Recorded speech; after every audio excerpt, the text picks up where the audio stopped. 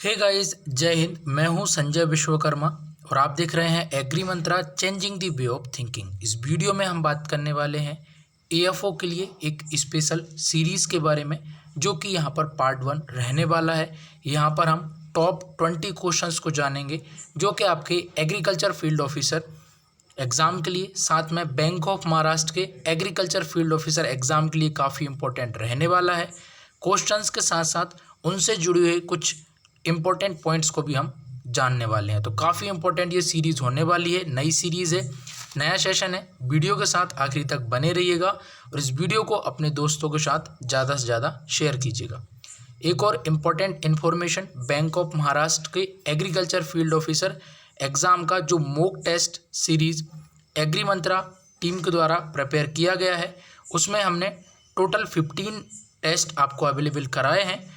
अभी यहाँ पर महानवमी का स्पेशल ऑफ़र चल रहा है, जिसमें आपको 30% तक आपको डिस्काउंट यहाँ पर मिल जाएगा।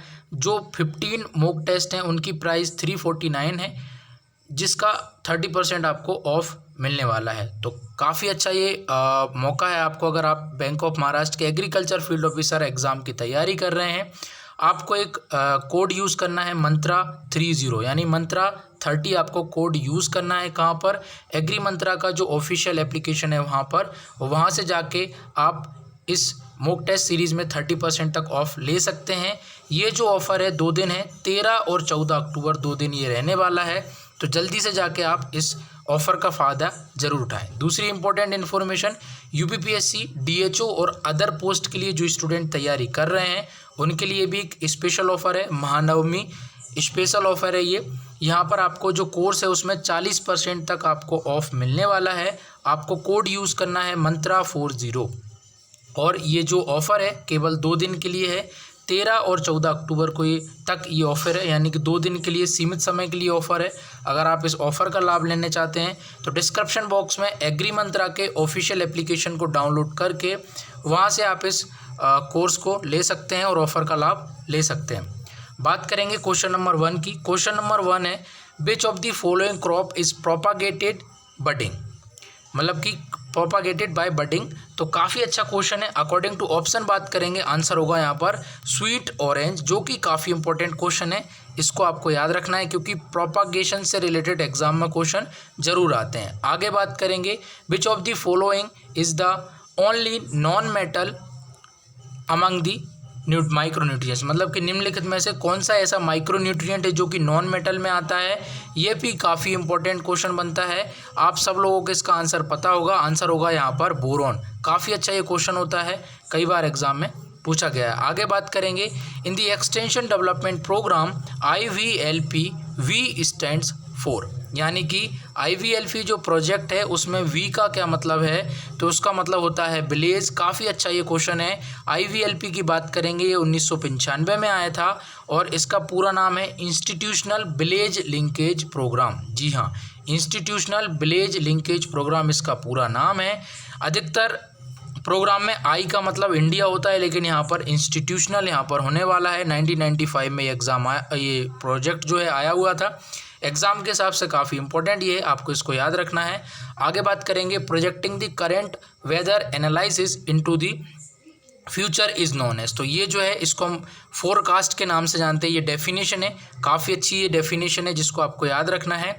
आगे बात करेंगे, the leaves become dry, bleached and peppery under acute deficiency. जो लीव्स होती हैं ड्राई होने लगती हैं, ब्लीच्ड होने लगती हैं और पेपर टाइप का उनका स्ट्रक्चर होने लगता है। तो ये कॉपर की कमी से होता है। काफ़ी अच्छा ये क्वेश्चन है जो आप सबको याद रखना है, इंपॉर्टेंट है क्योंकि न्यूट्रिएंट्स की डिफिशियंसी से भी एग्ज़ाम में क्वेश्चन देखे जाते हैं। आगे बात करेंगे, आइडियल NPK रेशो की बात कर रहा है सीरियल्स में, तो आंसर होगा 4:2:1। अगर हम सीरियल्स की बात करेंगे तो सीरियल्स में जो है 4:2:1 का जो है और एक रेशो रहता है नाइट्रोजन फॉस्फोरस पोटास का। यही बात अगर हम पल्सेस की करेंगे तो 1:2:1 जो है पल्सेस का यहाँ पर होने वाला है। तो यहाँ से भी एग्ज़ाम में क्वेश्चन आता है, तो आपको इसको याद रखना है। आगे बात करेंगे, under the 7th approximation soil classification the number of soil order. तो यहाँ पर सॉइल ऑर्डर जो है वो 12 हैं। ये भी काफ़ी अच्छा क्वेश्चन बनता है, आपको इसको याद रखना है। आगे बात करें क्वेश्चन नंबर 8 की, which tree is preferred in drought prone area. तो अकॉर्डिंग टू ऑप्शन यहाँ पर हम बात करेंगे तो आंसर होगा यहाँ पर जंगल जलेबी, इसको आपको याद रखना है। फिर आगे है propanil herbicide is readily absorb by the plant parts. तो यहाँ पर इसको लीफ के द्वारा एब्जॉर्ब किया जाता है, ये भी काफ़ी अच्छा क्वेश्चन है। फिर आगे बात करेंगे why do pulses fit well in cropping system. Cropping system में जो है पल्सेज क्यों फिट बैठती हैं, क्यों? क्योंकि ये शॉर्ट ड्यूरेशन क्रॉप होती हैं, एक बात। दूसरी बात, एक अच्छी बात होती है कि ये जो अधिकतर पल्सेज क्रॉप होती हैं वो नाइट्रोजन फिक्स कर लेंगे, उनकी जो रूट जोन होती है वहाँ से नाइट्रोजन को वो फिक्स कर लेते हैं, तो उनको एक्स्ट्रा नाइट्रोजीनियस फर्टिलाइजर देने की आवश्यकता नहीं होती है। कहीं ना कहीं वो सॉइल की फर्टिलिटी को इंक्रीज करते हैं। तो काफ़ी अच्छा ये क्वेश्चन है। आगे बात करेंगे which of the following method of breeding can be used in studying ancestor characteristics. तो ये इसमें डेफिनेशन में ही यहाँ पर इसने मेथड का नाम बता दिया है। नाम होगा यहाँ पर पेडिग्री मेथड, इसको मास मेथड या फिर पॉपुलेशन मेथड के नाम से भी जानते हैं, जो कि आपको दोनों याद रखने हैं क्योंकि एग्जाम में यहाँ से एग्जाम में क्वेश्चन आता है। पेडिग्री मेथड में क्या होता है, पेडिग्री मेथड के बारे में अगर हम जानेंगे तो यहाँ पर क्या होता है, जो एंसेस्ट्री रहती है उसका रिकॉर्ड हमको मेंटेन करना होता है इंडिविजुअल सेलेक्टेड प्लांट्स का। ये इंपॉर्टेंट है, इंडिविजुअल सेलेक्टेड प्लांट का हमको यहाँ पर क्या करना होता है, जो रिकॉर्ड होता है उसका पर्टिकुलर रिकॉर्ड उसको हमको यहाँ पर मेंटेन करना होता है। और पेडिग्री मेथड का सबसे ज़्यादा उपयोग हम किस में करेंगे, जो भी सेल्फ पॉलिनेटेड, जी हाँ, सेल्फ पॉलिनेटेड जो भी क्रॉप्स हैं उनको अगर हमको इम्प्रूव करना है, उनमें कुछ हमको अच्छे बदलाव लाना है, तो सेल्फ पॉलिनेटेड क्रॉप के लिए जो है आपको पेडिग्री मेथड का ही यूज़ करना है। काफ़ी अच्छी ये मेथड होती है, इसको मास मेथड या फिर पॉपुलेशन मेथड के नाम से भी हम जानते हैं। इसको आपको याद रखना है कि genetic improvement of self pollination crop plants के लिए काफ़ी अच्छी ये मेथड होती है। तो आगे बात करें sulphur content in potassium sulphate. तो सल्फ़र कंटेंट की हम बात कर रहे हैं पोटेशियम सल्फेट में, तो यहाँ पर सल्फ़र की अगर बात कर रहे हैं K2SO4 में, यानी कि पोटेशियम सल्फेट में अगर हम सल्फ़र की बात करेंगे तो 17.5% होगा। अगर यहाँ पर K2O की बात करता कि पोटेशियम सल्फेट में पोटास की मात्रा कितनी होगी, तो 48% के आसपास होती है। ये आपको याद रखना है क्योंकि फर्टिलाइजर से एग्जाम में क्वेश्चन आते हैं। फिर इसके बाद अगर हम बात करें पोटेशियम नाइट्रेट, क्योंकि ये भी काफ़ी इंपॉर्टेंट है, पोटेशियम नाइट्रेट की अगर हम बात करेंगे KNO3 की बात करेंगे तो यहाँ पर पोटेशियम नाइट्रेट में पोटास होता है आपका 44% और नाइट्रोजन की बात करेंगे तो वो होता है आपका 13%। तो दोनों पॉइंट्स को आपको याद रखना है क्योंकि फर्टिलाइजर से यहाँ पर एग्जाम में क्वेश्चंस आते हैं। आगे बात करें a market guided by rules and regulation is called. तो एग्जाम के हिसाब से ये क्वेश्चन भी काफ़ी इंपॉर्टेंट है। आंसर होगा रेगुलेटेड मार्केट। सिंपली मतलब कि एक ऐसा मार्केट जिसमें रूल्स और रेगुलेशंस को फॉलो किया जाता है उसको हम रेगुलेटेड मार्केट के नाम से जानते हैं। आगे बात करेंगे which of the following supplies more plant nutrients. तो अकॉर्डिंग टू ऑप्शन यहाँ पर सबसे ज़्यादा इंपॉर्टेंट प्लांट न्यूट्रिएंट्स किस में रहेंगे, तो कैस्टर केक में यहाँ पर होने वाले हैं, जो कि सही आंसर होगा।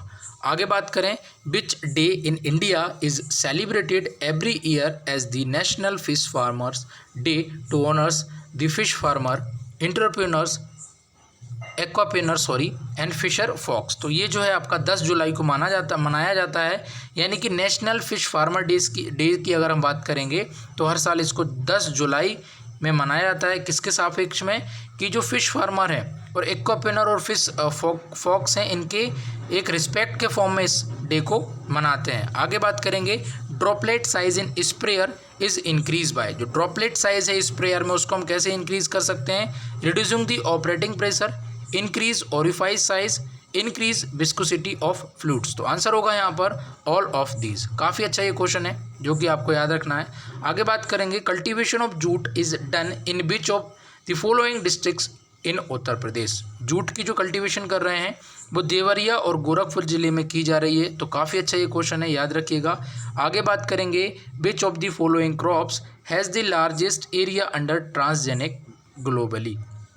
तो यहाँ पर राइट आंसर होगा हमारा सोयाबीन। अगर सोयाबीन की मैं बात करूँगा तो सोयाबीन को येलो ज्वेल के नाम से भी जाना जाता है और इसको हम बंडर क्रॉप के नाम से भी जानते हैं। तो ये दोनों पॉइंट्स को आपको अच्छे से याद रखना है। सोयाबीन को येलो ज्वेल और बंडर क्रॉप के नाम से भी हम जानते हैं, जो कि पूछता है। अगर मैं एरिया और प्रोडक्शन की बात करूँगा सोयाबीन की, तो एरिया वाइज भी मध्य प्रदेश है और प्रोडक्शन में भी मध्य प्रदेश स्टेट जो है लीड कर रहा है। सबसे ज़्यादा भारतवर्ष में सोयाबीन एरिया के हिसाब से भी कल्टीवेशन की जाती है तो मध्य प्रदेश में, प्रोडक्शन में भी मध्य प्रदेश में। और फैमिली की बात करेंगे सोयाबीन की तो लेग्यूमिनेसी इसकी फैमिली होती है। इसकी इन्फ्लोरेसेंस को हम रीसेम के नाम से जानते हैं, ये आपको याद रखना है, इसकी इन्फ्लोरेसेंस को रीसेम जानते हैं। और सोयाबीन जो होता है C3 प्लांट होता है, शॉर्ट डे प्लांट होता है, ये भी आपको याद रखना है। अगर इसकी कुछ इंपॉर्टेंट वेराइटी की हम बात करेंगे तो इंपॉर्टेंट वेराइटी जैसे Bragg, Clark, Hardee, black heart, हाँ ये इंपॉर्टेंट है। ब्लैक हार्ट काई की वेराइटी है, तो ब्लैक हार्ट जो है आपकी सोयाबीन की वेराइटी है, ये इंट्रोड्यूस हुई थी USA से, ठीक है। इंडियन वेराइटीज़ की बात करेंगे तो शिलाजीत, अंकुर, अलंकार, ठीक है, पंजाब, मोनाटो, इसमें आपको इसको मोनाटो को याद रखना है। फिर सोयाबीन की JS 9305, JS 9560, यानी कि जवार सोयाबीन की बहुत सारी वेराइटी यहाँ पर आई हुई हैं, तो ये आपको याद रखना है। सोयाबीन से रिलेटेड ये पॉइंट्स हैं जो कि आपको याद रखना है, इंपॉर्टेंट है सोयाबीन। हाँ, इसके साथ अगर हम इसकी स्पेसिंग की बात करेंगे तो 45 to 60 इंटू 15 to 20 सेंटीमीटर इसकी जो होती है स्पेसिंग रखा जाता है। और सीड रेट की बात करेंगे तो 70 से 80 kg यहाँ पर इसकी सीड रेट रहने वाली है प्रति हेक्टेयर, ये पॉइंट्स को आपको भी याद रखना है। और सोयाबीन में जो होता है सबसे ज़्यादा इसमें प्रोटीन पाया जाता है, लगभग 40% के आसपास इसमें प्रोटीन पाया जाता है। और इसके जो सीड में होता है लगभग 20% के आसपास ऑयल पाया जाता है, जो कि आपको याद रखना है। काफ़ी इंपॉर्टेंट ये है कि 40% प्रोटीन पाया जाता है सोयाबीन के सीड में और 20% तक इसके सीड में आपका ऑयल मिलने वाला है, तो काफ़ी अच्छा ये पॉइंट बनता है। आगे बात करेंगे depth of water required by a crop known as, यानी कि एक डेप्थ तक पानी की रिक्वायरमेंट है किसी भी एक पर्टिकुलर क्रॉप्स के लिए, तो उसको हम क्या कहेंगे, उसको हम कहेंगे डेल्टा। काफ़ी इंपॉर्टेंट ये क्वेश्चन है, आपको इसको याद रखना है। फिर आगे हम बात करें फैमिली ऑफ लिंसीड। अगर हम लिंसीड क्रॉप के बारे में बात करेंगे तो यहाँ पर जो फैमिली है लिंसीड की वो आपकी लिनिएसी फैमिली होने वाली है। काफ़ी इंपॉर्टेंट ये है, एग्ज़ाम में कई बार एसिडिस इसको पूछा गया है, तो लिंसीड जो है लिनिएसी फैमिली के अंतर्गत आएगा। दूसरी बात ये है ये डुअल पर्पस होता है, मतलब कि ऑयल सीड क्रॉप्स के साथ साथ ये फाइबर पर्पस के लिए भी इसको उगाया जाता है। ऑयल के साथ साथ इसको फाइबर के लिए भी हम ग्रो करते हैं, ये आपको याद रखना है। इसके बाद इसमें सीड रेट की बात करें तो इसकी जो सीड रेट होती है वो 30 to 35 kg पर हेक्टेयर होती है, ये आप याद रख सकते हैं। रबी सीजन की ये क्रॉप है, काफ़ी इंपॉर्टेंट ये यहाँ पर पॉइंट्स बनने वाले हैं। इसके बाद हम बात करें क्वेश्चन ऑफ द डे के बारे में, जिसका जवाब आपको कमेंट सेक्शन में मेंशन करना है। फिर इसका सही जवाब जो होगा हम नेक्स्ट पार्ट में डिस्कस करेंगे। क्वेश्चन है podzolization is a process of accumulation of in soil. According to option आपको यहाँ पर आंसर देना है, इसका सही आंसर नेक्स्ट पार्ट में हम डिस्कस करेंगे। तो गाइज़ ये थी आज की वीडियो। आई होप आपको वीडियो अच्छी लगेगी। अगर आपको वीडियो अच्छी लगे तो वीडियो को लाइक करें, इस वीडियो को अपने दोस्तों के साथ शेयर करें। कोई बात हो तो आप कमेंट बॉक्स में मेंशन कर सकते हैं। मिलते हैं किसी नई वीडियो में, तब तक के लिए जय हिंद, जय भारत।